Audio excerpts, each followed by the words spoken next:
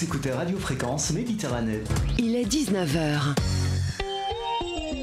Associations, artistes, artisans, commerçants ont la parole sur Radio Fréquence Méditerranée. Retrouvez l'interview du jour, retrouvez l'instant où vous avez la parole sur Fréquence Méditerranée. Fréquence Méditerranée. Votre radio locale de proximité à Menton et sur la Riviera française. 96.6 FM, www.fmradio.fr. Retrouve-nous en direct vidéo sur notre page Facebook Radio Fréquence Méditerranée.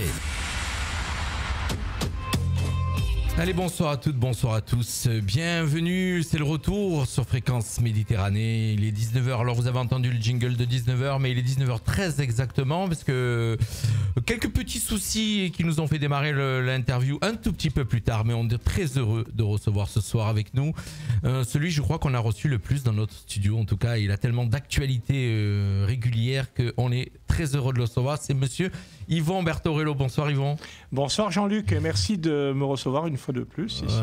Oui, parce que maintenant, écoute, on va comprendre dans quelques instants pourquoi on t'a reçu autant, puisque j'ai toute la BD Tech à côté de moi, et on te reçoit à chaque lancement de BD. Et là, normalement, c'est demain, tu lances exactement la BD qui va s'appeler Père Jacques Sévin, le fondateur du scoutisme catholique. C'est aux éditions Plein Vent et éditions du Rocher. Ça sort demain le 20 avril, et avec les auteurs qui t'ont accompagné, monsieur Thierry Martinet, monsieur Serge Scotto et Eric Stoffel, qu'on avait reçu aussi il y a quelque temps dans nos studios. Tu vas nous présenter cette bande dessinée, et tu vas nous présenter aussi une nouvelle bande dessinée qui sortira elle au mois de mai, donc dans très peu de temps, le 4 mai exactement, le manuscrit de Morange, avec pareil des auteurs comme Serge Scotto, Eric Stoffel, Beniamino Del Vecchio et toi bien sûr Yvon Bertorello, et ça sortira aux éditions Plein Vent, donc parution le 4 mai. Tu es là ce soir pour nous présenter ces deux BD, et on sait que régulièrement tu produis, tu es un gros producteur de BD, puisque tu nous en as présenté quelques-unes, on y reviendra d'ailleurs tout à l'heure, et je vais te laisser présenter celle qui sort demain, la BD Le Père Jacques Sévin, donc qui parle bien sûr aux scouts, mais qui parle pas qu'aux scouts. Exactement, alors moi je fais des projets extrêmement divers, comme tu le sais. Là il s'agit d'une BD sur le scoutisme catholique en France, autour de la figure du Père Sévin, qui est l'initiateur du scoutisme catholique. D'ailleurs la BD s'appelle Père Jacques Sévin aux sources du scoutisme catholique. En tout cas, dans les pays francophones, il est à l'origine du scoutisme. C'est lui qui a adopté la méthode de Baden-Powell et qui l'a un petit peu améliorée, transformée, si je puis dire. Les principes restent les mêmes, mais il l'a rendu un peu plus accessible, parce qu'au début, il faut dire la vérité, la hiérarchie catholique était assez défavorable à la méthode scout. Les évêques étaient assez opposés. Explique un petit peu ce que c'est le scoutisme. Alors tout le monde connaît ce mot, le scoutisme, tout le monde connaît un petit peu le scoutisme, mais explique-nous-le vraiment. Alors tout le monde sait que le scoutisme, c'est un mouvement de jeunesse international qui a été initié et mis au point par Baden-Powell. On ne parle plus de Baden-Powell, tout le monde le connaît, même les gens qui n'ont jamais fait de scoutisme. C'est un Anglais, et il a inventé cette méthode qui est assez basée sur la structure militaire, parce que lui, c'est très hiérarchisé, lui-même était un ancien militaire, et l'idée c'était d'organiser, d'encadrer la jeunesse à travers une méthode assez dynamique, qui met en valeur la nature, le respect des autres, c'est la méthode scout dans son ensemble, et on a trouvé que c'était bien de faire une BD qui mette en avant la figure principale du scoutisme catholique en France, à savoir le Père Sévin, qui était un jésuite. Il n'est pas le seul, on n'oublie pas le chanoine Doncoeur et Cornette, les deux qui sont à l'origine du scoutisme catholique en France, mais on va dire que l'initiateur, c'est le Père Jacques Sévin, qui est un jésuite. Il a eu cette intuition, il est allé trouver le couple Baden-Powell en Angleterre, à Londres. Il a suivi, il a étudié la méthode de Baden-Powell, il a vraiment sympathisé avec Baden-Powell, Et ensuite, il a adapté cette méthode du scoutisme en France. Et il a petit à petit convaincu la hiérarchie catholique que c'était vraiment une très bonne méthode pour garder les jeunes autour de l'Église, quoi. Et en plus, on touche un très large public à travers le scoutisme, puisque ce sont des principes de base qui peuvent être compris même par des incroyants. D'accord. Comment t'es venue cette idée de partir sur une BD, sur le scoutisme? Pourquoi? Alors je sais que tu es quelqu'un qui est croyant, pratiquant. Tu as des BD, tu as fait pas mal de BD d'ailleurs qui ont un rapport avec l'Église, hein, puisque tu as quand même fait une BD sur le pape. L'Église, ou disons l'histoire chrétienne, voilà, évidemment, chrétienne, la culture chrétienne, bien entendu, mais pas uniquement. Non, tu fais pas que ça, mais je sais que tu es quand même assez spécialiste de ce domaine. Et donc, qu'est-ce qui t'a donné envie de partir sur ce Alors moi, thème? j'ai été formé par les scouts, j'étais louveteau. Je garde vraiment un très grand souvenir de la forme. Ça a été marquant dans ma formation. Parce que ce que l'on reçoit dans la prime jeunesse, même dans l'enfance, si c'est bien inculqué, on le garde toute sa vie. Ce sont des principes de vie, vraiment des grands principes de valeurs qui sont formateurs. Voilà, dans des la valeurs, vie. C'est ça exactement. Ce sont des valeurs. Et je pourrais donner une anecdote après d'amis qui avaient un entretien de travail et c'était en fin d'après-midi. Un ami qui était un intellectuel, un diplômé, mais ça suffit pas, parce que des diplômés, il y en a quand même pas mal qui ont des compétences. Donc il était à la fin de l'entretien, le DRH lui dit bon, c'est très bien, on fera appel à vous si on a besoin. Et puis en se levant, il lui dit j'ai oublié de vous dire que j'étais scout. Et le DRH lui dit rasseyez-vous, vous êtes pris. D'accord. Il avait été scout aussi. Voilà, parce que les diplômes, il avait des compétences, mais il y en avait 50 autres avant lui qui étaient passés. Et comme le DRH de cette société avait été scout lui-même, il savait que les valeurs qui sont inculquées par les scouts sont des valeurs humaines, de droiture, de service, de partage, ce sont des valeurs importantes pour l'entreprise aussi. Enfin, ce sont des gens normalement sur qui on peut se fier. Et donc il a été pris, c'est un bon réseau au sens noble du terme. Voilà. Oui. Exactement, enfin, ça c'est une anecdote. Et moi je me suis dit qu'il fallait faire quelque chose sur le Percevin. Et lui rendre témoignage, parce qu'on lui doit beaucoup, en France, en tout cas dans les pays francophones. Le scoutisme catholique lui doit quasiment tout. C'est lui qui a adapté cette méthode de Baden-Powell au catholicisme. Donc on voulait lui rendre témoignage, et il se trouve que quasiment tous les auteurs de cette BD ont été scouts, et dans des mouvements différents, aussi bien chez les scouts de France, scouts et guides de France, que chez les scouts d'Europe, ou même chez les scouts non chrétiens d'ailleurs. Et donc, ils ont tous été marqués par le scoutisme. Tous les auteurs de la BD, Eric Stoffel, lui, a été chez les scouts de France, et même il a été formateur, il est allé au-delà du scoutisme. Donc et moi, j'ai été louveteau chez les scouts d'Europe. Ça m'a beaucoup marqué, si vous voulez. J'ai voulu que cette BD aussi, on a voulu que cette BD ne fasse absection de personne. D'accord. Il y a tous les mouvements scouts dedans. D'ailleurs, j'ai demandé qu'il y ait le logo des 3 principaux mouvements scouts, les scouts de France, les scouts unitaires de France, les scouts et guides de France, c'est le terme exact, les scouts unitaires de France et les scouts d'Europe, c'est les 3 principaux mouvements scouts catholiques en France, et ils ont accepté de soutenir cette BD, qui est une BD plus historique, un peu vintage. Le dessin est volontairement un peu vintage. D'accord. Alors j'ai été demandé, d'habitude tu fais beaucoup de recherches quand tu écris une BD, puisque tu es l'auteur. Je rappelle que tu es auteur, hein, tu nous donneras les rôles de chacun autour de toi.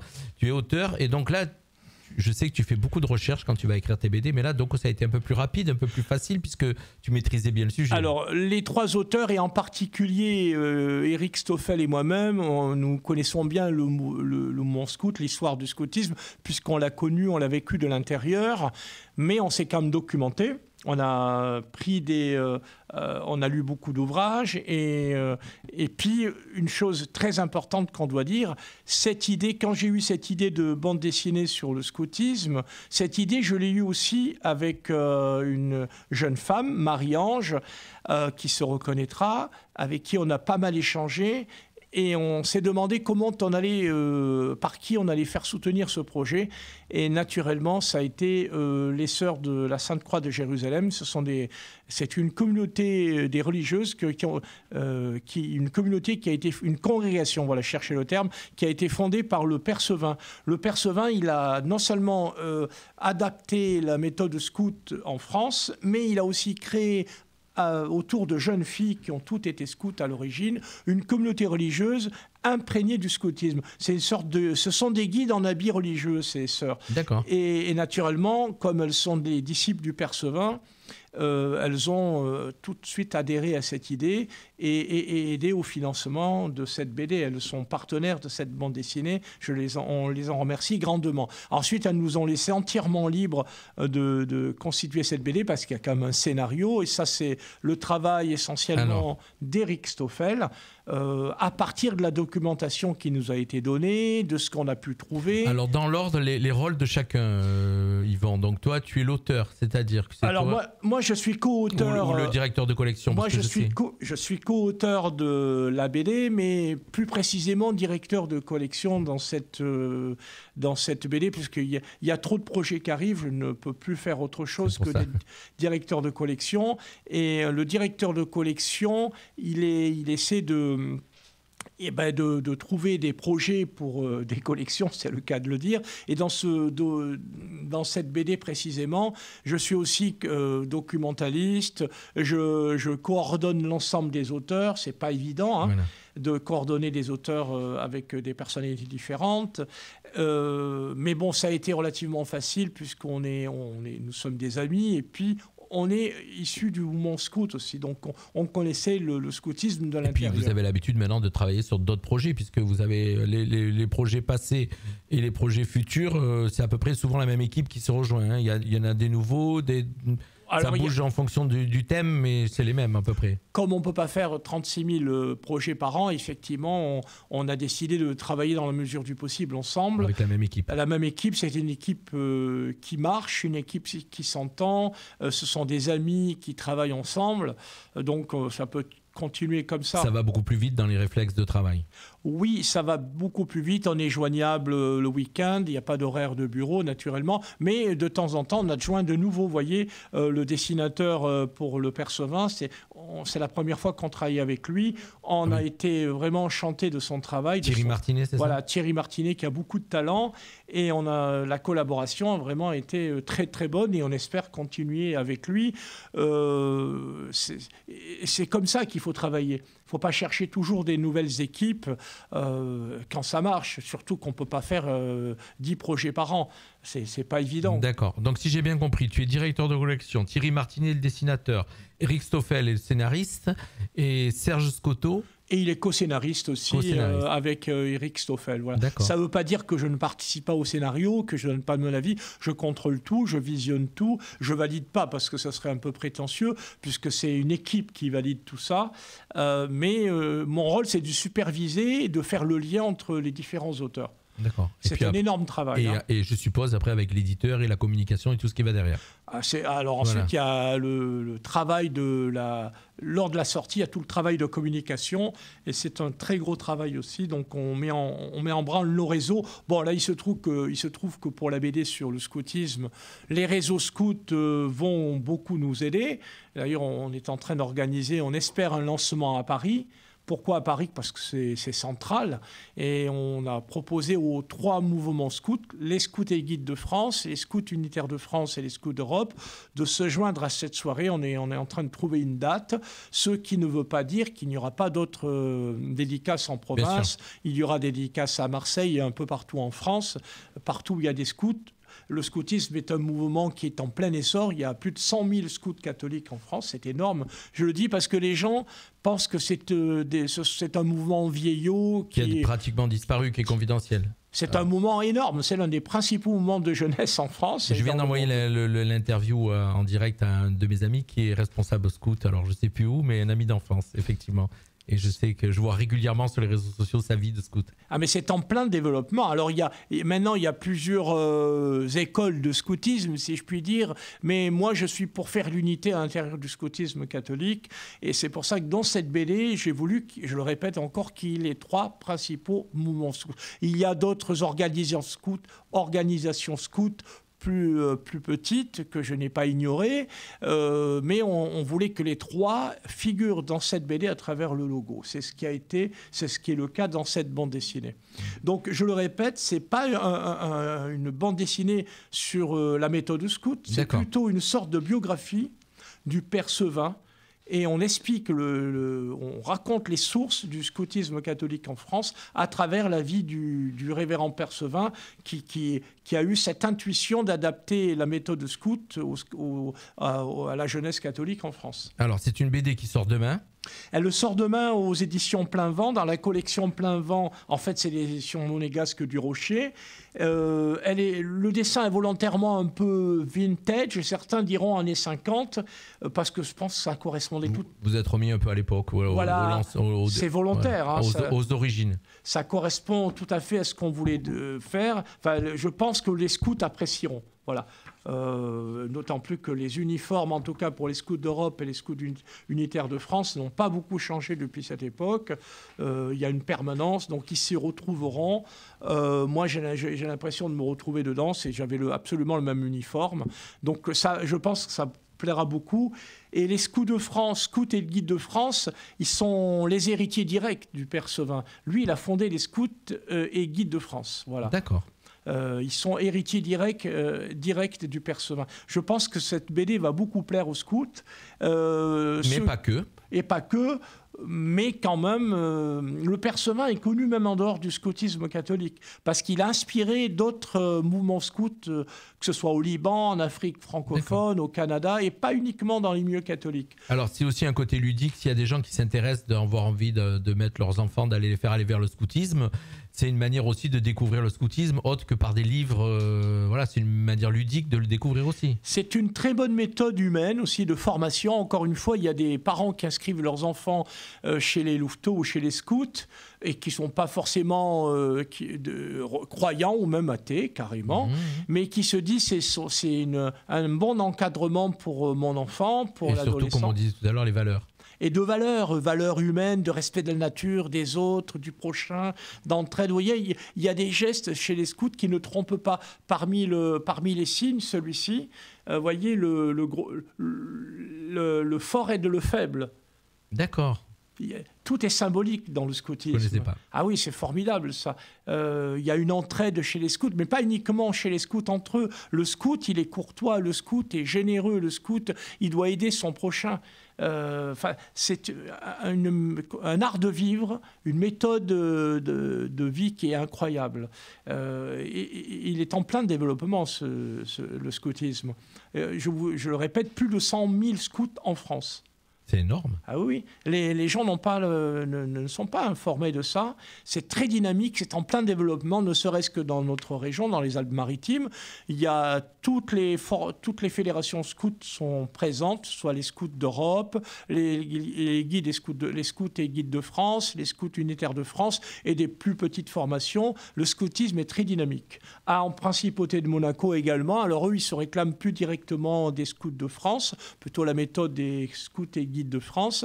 C'est vraiment, le scoutisme est très dynamique partout. Alors, on va laisser découvrir les auditeurs cette BD, puisqu'elle sort demain, donc on pourra la trouver dans toutes les librairies, je suppose, à la FNAC. Partout, pas seulement dans les librairies religieuses, mais un peu partout. Non, partout. Je sais que tu as l'habitude de diffuser, tes BD sont diffusés partout. Ça s'appelle Père Sevin, le Père Sevin, aux sources du scoutisme catholique. Voilà, comme on en a d'autres à présenter derrière. Voilà.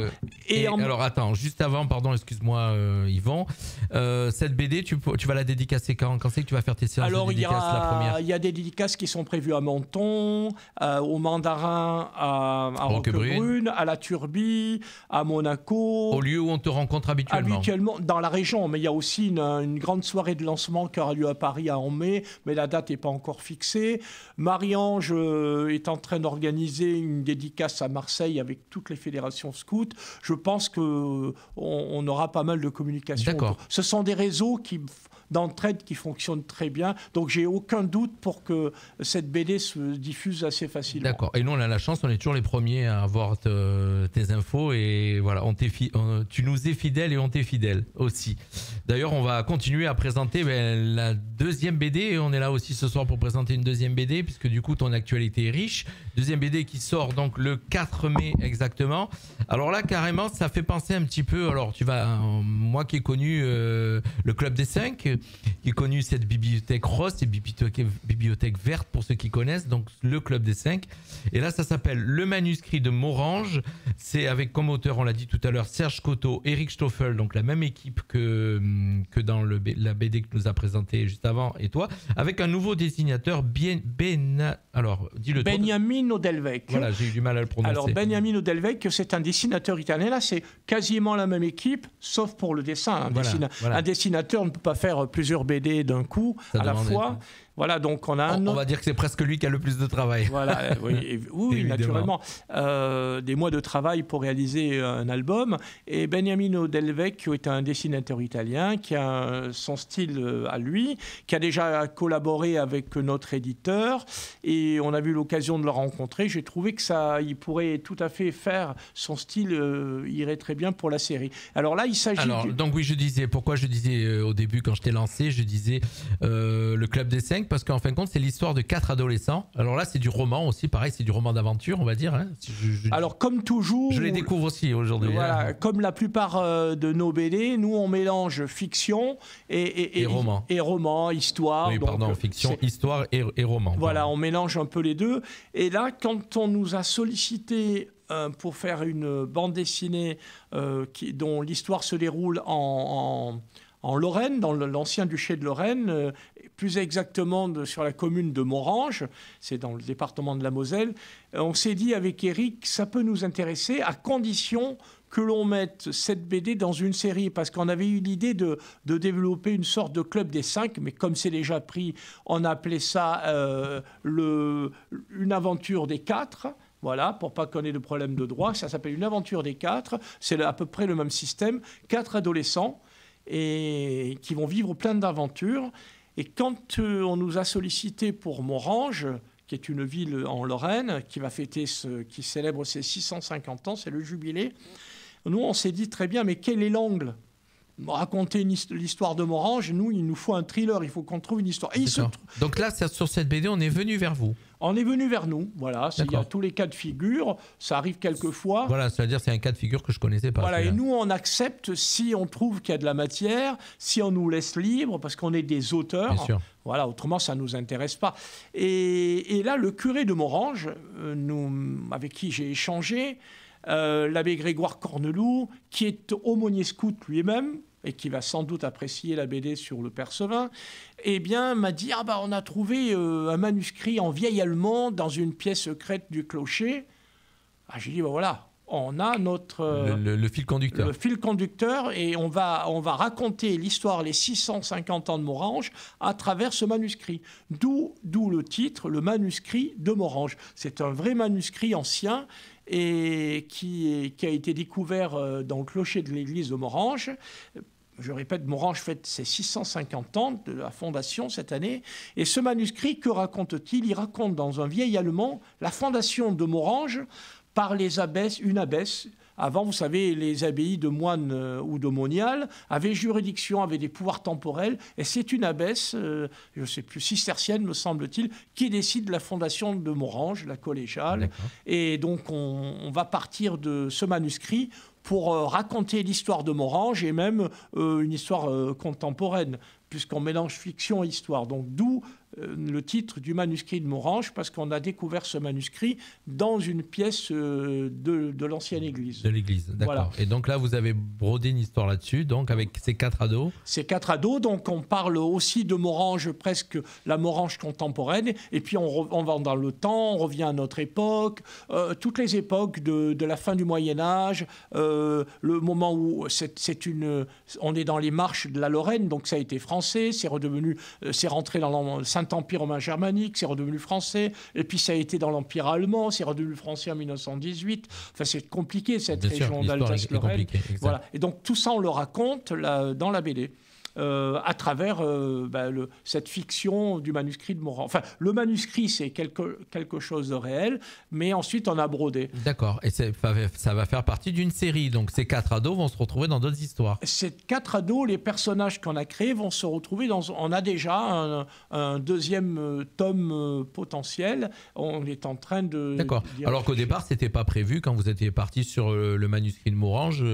ça s'est fait puisqu'on est venu vers vous, donc vous n'étiez pas prévu de faire une série, quoi, je veux dire. Non, on n'avait pas prévu de faire une série, mais comme on avait déjà un autre projet qui n'est pas encore signé ailleurs, dont je ne vais pas parler maintenant, on s'est dit, bon, ben, ça pourrait être une série.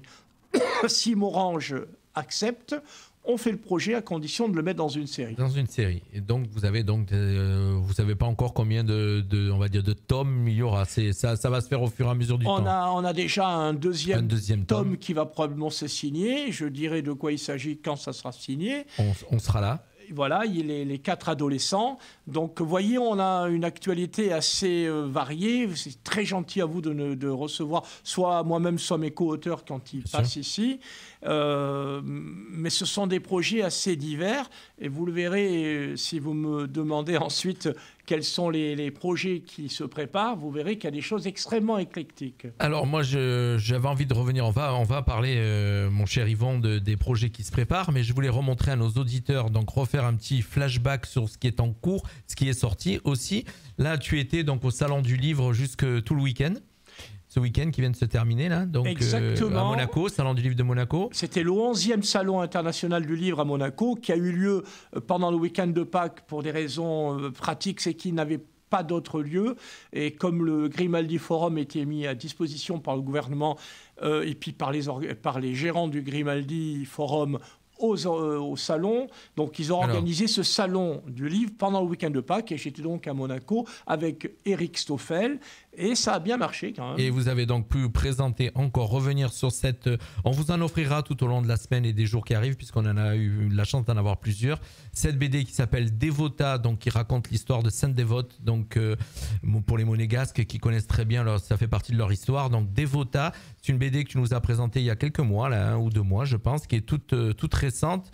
Tu as pu aussi, bien sûr, on reviendra et on vous offrira, il nous reste des BD à vous offrir, cette BD qui s'appelle La Tempête et qui était donc une BD qui a été présentée aussi chez nous au mois de septembre, exactement, quand on a lancé ce studio. Ça parle de la tempête Alex qui s'est déroulée dans la vallée de la Vésubie et la vallée de la Roya. Donc aussi une BD que vous pouvez découvrir toujours grâce à notre ami Yvon Bertorello qui est auteur. Et une des dernières, il y en a bien d'autres bien sûr, et celle aussi qui était sur Notre-Dame. Et on vient malheureusement de fêter ce triste anniversaire de la destruction de Notre-Dame de Paris, et tu avais fait donc pour aider à la reconstruction de Notre-Dame, en tout cas pour aider donc cette BD qui est Notre-Dame. Voilà, donc c'est les 3 dernières, les plus récentes. Alors, sur Notre-Dame, Notre-Dame de Paris, alors non seulement je fais des projets divers, mais chez divers éditeurs, et celle sur Notre-Dame de Paris, elle était chez Glénat avec Stéphane Bern, Arnaud Delalande et puis Cédric Fernandez en partenariat avec la Fondation Notre-Dame, et maintenant on a fait même un partenariat avec les pompiers de Paris. Cette BD raconte la nuit du feu, au cours de laquelle les pompiers de Paris ont sauvé ce monument incroyable. Pourquoi on l'a ressorti là? Parce que c'est les 3 ans de l'incendie de Notre-Dame. Et elle est toujours en vente, hein, donc j'invite vraiment les gens qui sont passionnés de BD historiques, en tout cas de BD qui racontent des choses historiques et en même temps de la réalité. Hein. Alors, cette BD comme celle sur la tempête Alex, ce sont des BD pour le coup très circonstancielles. Oui, bien sûr. Là, ce sont des BD d'actualité. à part que dans celle de Notre-Dame, il y a quelques flashbacks historiques. Dans celle sur la tempête Alex, on décrit exactement à la lettre ce qui s'est passé, le drame qui a ravagé nos vallées. Donc ça, c'est des BD qui... Heure par heure, là, j'allais dire minute par minute, tout est timé, tout est vraiment bien raconté. C'est timé. Avec les vrais personnages. Alors que les autres BD, il y a un mélange de fiction et de flashback historique. C'est le cas du Perceval, c'est le cas du manuscrit de Morange. Dévota, c'est pareil. Dévota, on mélange un récit contemporain et puis des flashbacks historiques.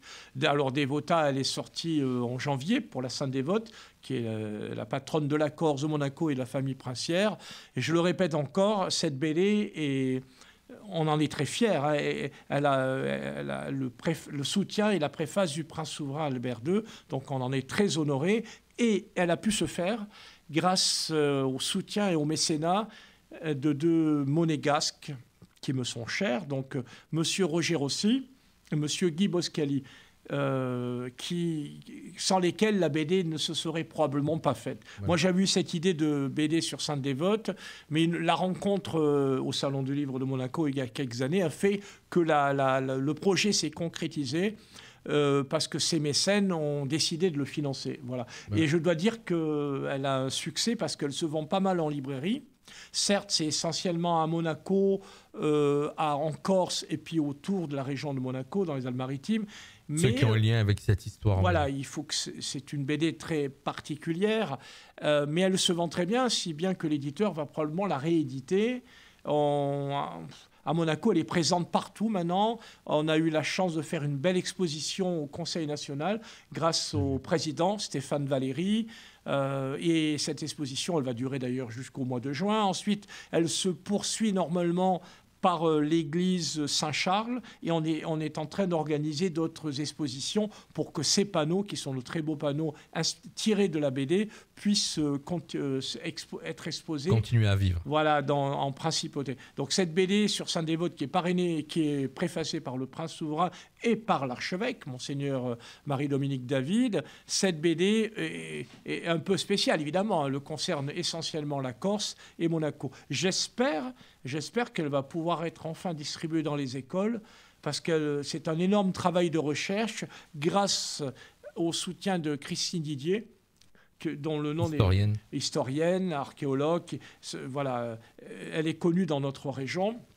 Elle est notre conseiller historique. Elle a été pour Dévota. Elle l'est aussi pour la série Adromam sur le monde romain, qui quasiment les mêmes auteurs. On prépare d'ailleurs un 4e tome là-dessus. Donc Christine Didier, je tiens à la remercier à la radio une fois de plus. Qu'on a reçu aussi au mois de septembre quand on a lancé la radio et que tu étais notre premier invité, je le rappelle. Il nous reste une quinzaine de minutes pour pouvoir parler des 3 prochains albums qui vont sortir, mon cher Yvon. Est-ce que tu peux nous présenter ce qui va arriver, les 3 prochains ? Alors, comme tu l'as dit, je suis assez prolixe en bande dessinée et en livre illustré. La série Adromam se poursuit par un 4e tome avec la même équipe. Alors, on va présenter les 3 premiers pour ceux qui... Alors, on a tous sous le coude. Le premier tome, c'était le Trophée d'Auguste à la Turbie. Alors, voilà, on les met à la caméra, comme ça, ceux qui peuvent regarder l'interview ou qui re-regarderont l'interview, puisqu'on a la chance d'être en vidéo. Donc, premier tome, voilà, c'était le Trophée d'Auguste. Le deuxième, c'est les Fosses de Marius. Les Fosses de Marius. Marius, donc c'est un général et consul au 1er siècle avant le Christ. Il a creusé un énorme canal à Fos-sur-Mer et les disciples, d'ailleurs, les soldats de Marius sont allés fonder Mariana en Corse, près de Bastia. Et le 3e, c'était de la série Adromam, c'est le camp du légionnaire, un camp romain situé au lieu dit de la tête de chien, la tête du camp au-dessus de Monaco. Et le 4e se déroulera essentiellement au terme romain, à la ville de Chemenelum, Cimier, et sortira dans quelques mois avec la même équipe, toujours aux éditions du Rocher, dans la collection Plein Vent. Donc ça, c'est une série. On a une nouvelle série magnifique qui n'a absolument rien à voir, qui va s'appeler les mondes d'Arverne. Arverne, c'est le nom ancien de l'Auvergne. Pourquoi ? Parce que les 2 premiers tomes concernent cette région, les mondes d'Arverne, et qui va faire la promotion des énergies renouvelables et naturelles. Et Dieu sait si c'est un thème porteur, malheureusement, d'avenir à cause de la situation de notre planète. Et les 2 premiers tomes concerneront essentiellement la géothermie, donc les monts d'Arverne. Le tome 1 sortira au mois d'août, le 19 août, aux éditions d'Argo. D'Argo, premier éditeur européen de BD, le 3e éditeur mondial. Et alors l'équipe est un peu différente. Il y a Serge Stoffel et Scotto, mais pour le dessin, c'est Cédric Fernandez, celui avec qui j'ai fait la BD sur la tempête Alex. Il a fait aussi Notre-Dame de Paris, Saint-Exupéry. Enfin, c'est un auteur et un dessinateur de talent, mais avec un dessin qui n'a absolument rien à voir avec Adromam. Donc le tome 1 sortira le 19 août et il se fait en partenariat avec la région Auvergne-Rhône-Alpes, avec le musée européen de la géothermie de Schötzegg, normalement le département du Cantal, et puis des partenaires des sociétés qui ont permis que ce projet existe au début. Le groupe Arverne avec Pierre Brossolet, qui est un peu l'initiateur de ce projet avec nous. On a aussi évidemment le musée de Schötzegg, la région Auvergne-Rhône-Alpes, et puis évidemment on a, je l'ai dit, Total Energy à travers une société qui fait de l'énergie. On a RM. Est-ce que j'en ai oublié? Enfin voilà, on a plusieurs sociétés qui font de la géothermie et qui ont permis que ce projet soit porté à un haut niveau. Donc, alors là, c'est pareil. On a inventé un thriller des ados qui vont nous emmener dans la terre. On va expliquer comment l'eau arrive. La géothermie est formée par les volcans. Enfin. Encore une belle série qui va pouvoir servir à la jeunesse dans les écoles aussi, pareil. Alors, le but, c'est que ce soit distribué partout dans les collèges et les lycées, qu'on touche un très large public. Et évidemment, comme ce dessin est très particulier, je pense qu'on va toucher un très large public. Voilà. Donc, ça sortira le 19 août. Il y aura normalement une présentation à Lyon. Le 20 août, une pré-présentation au musée de Schötzegg avec le département du Cantal, et puis d'autres événements s'organisent. On espère que cette BD sera présentée à Angoulême fin janvier, évidemment, avec d'Argo. Enfin, c'est un projet ambitieux de 6 volumes, et le 2e tome est déjà en cours, alors qu'on a terminé le premier. Je me pose toujours la question à chaque fois que je t'interviewe, à quel moment tu te reposes? Oh, ben la nuit. D'accord. La nuit est faite pour se reposer et le jour pour travailler, quoi. Donc il y a cette série nouvelle sur les énergies renouvelables et naturelles chez Dargaud, Les Monts d'Arverne, qui sortira le 19 août. Et puis Adromam, je l'ai dit, ça continue. Le 4e tome, voilà. Il y a également une série sur les justes devant les nations, c'est les non-juifs qui ont caché et sauvé des juifs au péril de leur vie. Eh bien, le tome 1 est très avancé. Ça sera annoncé dans les mois qui viennent. Nous, on a de la chance. On sait qu'à chaque fois qu'il y a une nouvelle BD qui sort, tu nous téléphones pour pouvoir venir la présenter. Donc. Comme tu le vois, ce sont des sujets très divers. Et là, ça sera annoncé bientôt. Ça, c'est une série. Puis, il y a des one-shots. On va faire une BD sur l'histoire du carnaval à Nice. Ah, génial. Avec le soutien de la métropole et de la ville de Nice. Ça sortira normalement en février 2023. Je suppose que tu as dû traiter ça quand il y a eu le carnaval à Nice. On t'a vu sur le carnaval de Nice. Donc c'est à ce moment-là où tu as dû avoir cette idée et la proposer. Non, l'idée a eu lieu avant. Là, j'étais en repérage. D'accord. Pour prendre des photos, pour me mettre dans l'ambiance. J'ai rencontré celle que j'appelle Mademoiselle Masséna.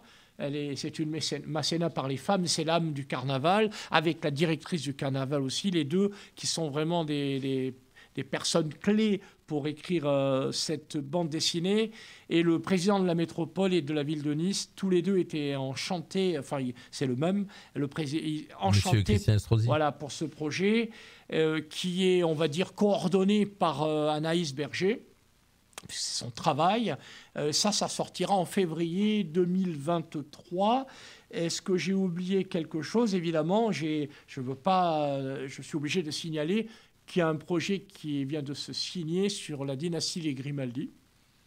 Et ça sortira dans un an et demi, chez Glénat. Encore quelques beaux interviews en perspective, mon cher Yvan. Avec Stéphane Bern, Cédric Fernandez. Donc ça sortira dans un an et demi. Et puis, je dois l'annoncer, puisque c'est officiel, il va y avoir une suite à La Tempête Alex. Cette fois-ci, ça va s'appeler La Tempête, chronique d'une reconstruction. Tous les élus, que ce soit le département, la métropole, la CARF, tous les partenaires. Tout le monde a suivi. Oui, tout le monde a suivi. Tout le monde n'a pas encore signé. Je pense qu'ils vont honorer leurs paroles. Certains ont déjà signé. Évidemment, je remercie M. Juel pour la CARF qui soutient ce projet, la métropole de Nice, le département des Alpes-Maritimes et pas mal d'autres institutions publiques ou privées. Je sais que le Conseil national de monégasque nous a donné son accord. Voilà. Et là, on va raconter la reconstruction à travers les bénévoles, les institutions.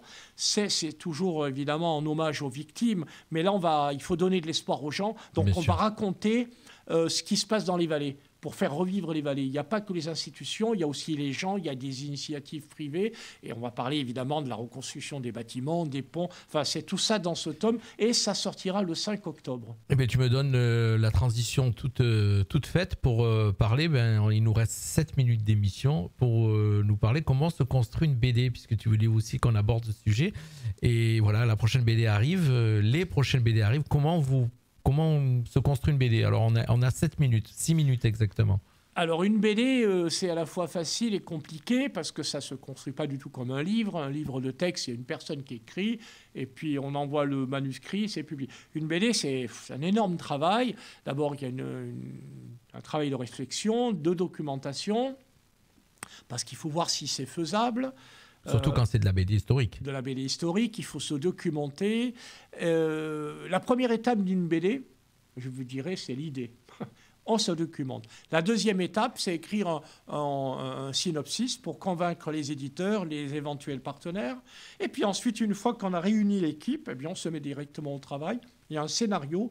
Le scénario, c'est comme pour un film de fiction, c'est le découpage. Dans le scénario, il y a non seulement les cases... C'est un storyboard. Non. Même pas ? C'est après le storyboard. Le scénario décrit de façon détaillée ce que le dessinateur va réaliser. Le dessinateur, il va suivre à la lettre le scénario. Un dessinateur doit savoir lire un scénario. Et dans le scénario, il y a non seulement les textes qu'il y aura dans la BD, dans les bulles, mais il y a des indications en haut.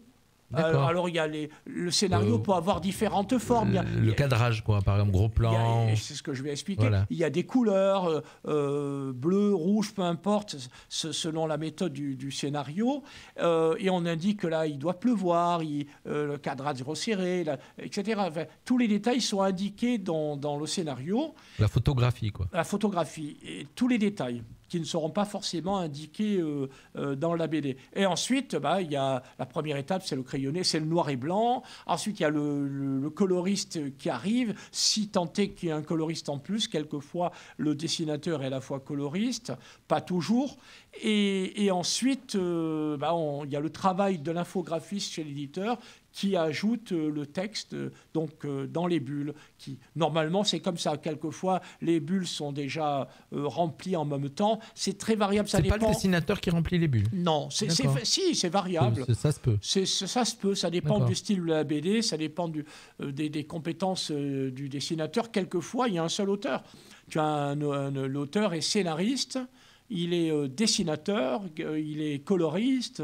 Quand on était sur des bandes dessinées style Uderzo, il y a deux personnages, c'est ça? Un dessinateur, un scénariste? Oui, au moins deux. Après, il y a les techniciens infographistes chez l'éditeur. C'est un énorme travail. Une fois qu'on a fait tout ça, qu'on a envoyé le fichier, il y a la mise en page chez l'éditeur, ça c'est l'infographiste. Enfin, c'est un énorme travail. Puis après, il y a la fabrication. On ne fabrique pas une BD comme un livre. Il faut 1 mois et demi pour, une fois qu'on a rendu le fichier pour imprimer. Il faut la couverture, c'est une œuvre d'art, une BD. La couverture s'imprime avant, se fait sécher, même si les méthodes ont évolué, c'est un peu plus rapide maintenant. C'est un énorme travail, une BD. Ça. Il faut une année au minimum pour faire déjà, rien qu'à toucher, à regarder, c'est vrai que c'est beau une BD. Hein. Tu as raison. Oui, c'est un bel objet. C'est un bel objet. C'est un très bel objet que j'invite les gens à acheter, à offrir. C'est mieux quand vous allez dîner chez quelqu'un, plutôt d'acheter une bouteille de vin, acheter une bande dessinée où vous ferez vivre des auteurs qui ont du mal à vivre de leur art. Et en plus, vous serez content. Les gens penseront à vous, ils vont penser à vous pendant des années. Ils diront, tiens, on nous a offert le manuscrit de Morange. Tiens, on nous a offert le Perceval. Ah, on nous a offert des Votas. Ah ben moi, c'est sûr que je vais penser à toi pendant des années parce que j'ai pratiquement la collection complète, donc j'ai pas à me plaindre. D'autant plus que pour certaines BD, quand il y a des partenariats spéciaux, comme des Votas par exemple, ou même des mécènes qui permettent ça, eh bien, on reverse une grosse quantité à des projets caritatifs. Comme vous avez fait pour la Tempête Alex, pour comme vous avez fait pour le Notre-Dame. Alors, la Tempête Alex, je dois absolument redire un mot là-dessus. Alors, vas-y, il nous reste 2 minutes. Moi, je deviens directeur de collection dans une maison d'édition à Monaco, EDP, Édition du Précurseur, qui a été fondée à l'initiative de Dominique Saliano, qui est le directeur de la principale imprimerie du Palais, enfin qui travaille pour le Palais, Multiprint. Il y a Jean Delcroix, il y a Ahmed Benassad, il y a Laurent Solaire, le colonel Solaire, qui est l'ancien chambellan. Tous ces gens-là m'ont sollicité pour développer la partie livre illustré et bande dessinée. Donc on a sorti la BD sur la Tempête Alex. Et là, il va y avoir pas le 2e tome, j'aime pas ce terme-là, parce que c'est pas une série, mais la suite, la Tempête chronique d'une reconstruction pour le 5 octobre. Mais on a d'autres projets chez cet éditeur, EDP, Édition du Précurseur, éditeur monégasque. On a d'autres projets, un projet qui est signé, mais on nous a demandé pour des questions de discrétion de ne pas encore en parler, qui sortira dans quelques mois, et puis d'autres projets qui vont se finaliser. Tu viendras nous présenter tout ça, voilà. Donc le mieux, c'est que tu viendras à chaque fois qu'il y a un projet qui arrive, un projet qui s'est finalisé, quand une BD est prête à sortir. Donc je rappelle vite fait, puisqu'il nous reste 1 minute avant le démarrage de l'émission qui suit. Il est pratiquement 20h. Je rappelle donc les 2 BD que tu nous as présentées ce soir. C'est le père Jacques Sévin aux sources du scoutisme catholique, avec auteur Thierry Martinet, Serge Scotto, Yvon Bertorello et Éric Stoffel. Éditeur Plein Vent, Édition du Rocher, parution demain le 20 avril. Et tu es venu nous présenter le manuscrit de Morange. C'est une histoire de 4 adolescents. Donc c'est un peu dans l'idée du Club des 5, je rappelle. Donc auteur Serge Scotto, Éric Stoffel, Yvan Bertorello, dessinateur Beniamino Del Vecchio. Ça sort le 4 mai et pareil, cette audition Plein Vent. Voilà, mon cher Yvan, merci d'avoir été avec nous ce soir. Et puis à bientôt. Merci encore, Jean. Voilà, et en tout cas, voilà, n'hésitez pas à partager l'interview pour ceux qui l'ont raté ou le réécouter. Vous allez découvrir donc les 2 dernières BD que nous présente donc Yvon Bertorello, célèbre auteur donc de BD historiques et de romans.